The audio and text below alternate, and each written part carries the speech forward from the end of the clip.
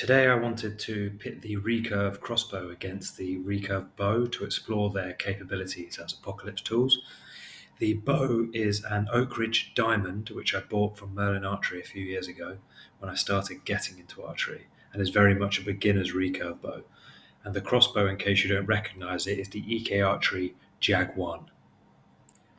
It's worth noting quickly that the target bag I'm shooting at is designed for compound bows and crossbows, which is why a few of the arrows fired from the recurve bow will bounce off it. They only have field tips on. When they hit the foam target, they'll go nicely through, but the bag is actually quite durable, so you will see some arrows bouncing off the bag. I decided I'd do very much the same I've done previously, which is 3 shots from each crossbow, or in this case, 3 shots from the recurve bow, 3 shots from the crossbow at 20, 30, 40, and 50 yards to see what the grouping is like and to see what the time taken is like. It'll obviously be slower the further away the target is, as I'll need longer to aim.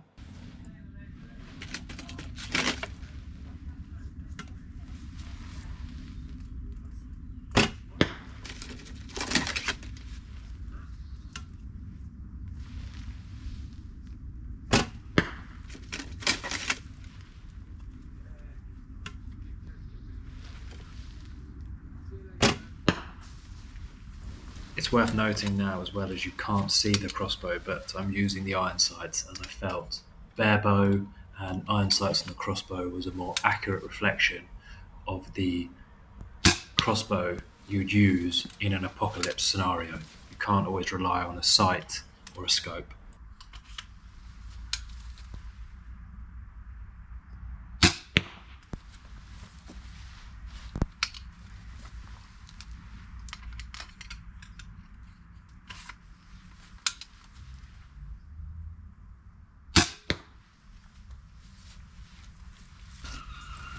Only now that I'm editing this footage, I can see how much faster the bow was at the 20-yard point. 21 seconds with the bow compared to 35 seconds with the crossbow for the same grouping is significantly faster. So at this point, I think it'll be interesting to see if the difference between the bow and the crossbow continues as we increase the distance, or whether the crossbow will start to creep closer to the bow as we increase distance. Also, I want to add, I think the camera filming the target froze as the third shot never hits the bag on that camera, but you can hear it hit the bag with the camera which is recording me. This wasn't the first 3 shots I took with the crossbow at 30 yards. This may have been the 6th or 7th.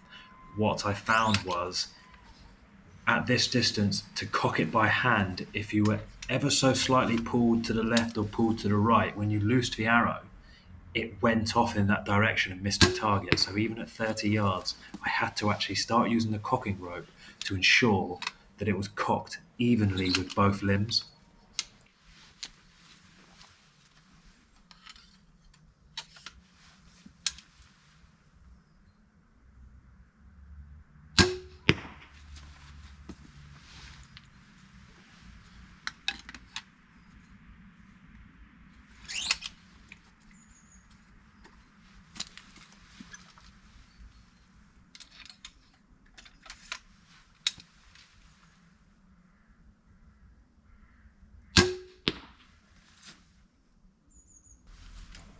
So at 30 yards, we're now up to 29 seconds for the bow and 58 seconds for the crossbow. So we've gone from just over 1.5 times faster for the bow to now the bow being twice as fast. But that's not surprising, since at 30 yards plus, with the Jag 1, you have to use the cocking aid. And I suspect with any crossbow, 30 yards plus, you need to use the cocking aid, which is really going to slow down your shooting.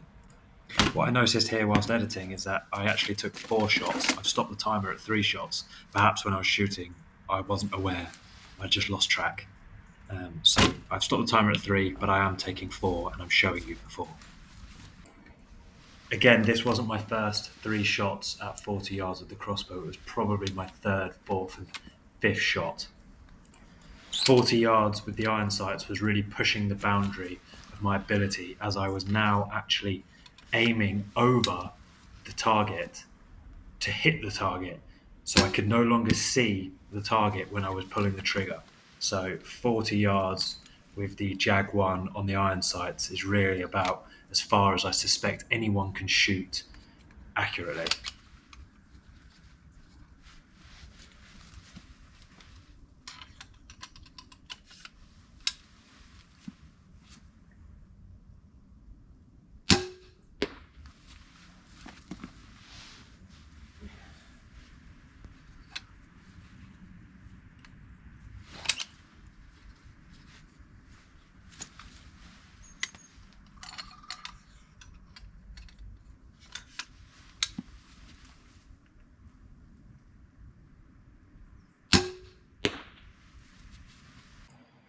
So at 40 yards, we were at 28 seconds on the bow, which was actually 1 second quicker than at 30 yards.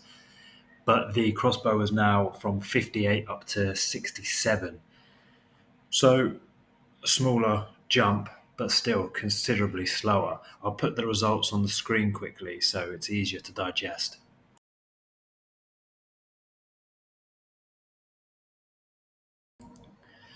I wanted to take the crossbow out to 50 yards on the iron sights, but given that even at 40, I couldn't see the target I was aiming at as I was holding the crossbow so much higher, I thought 50 yards.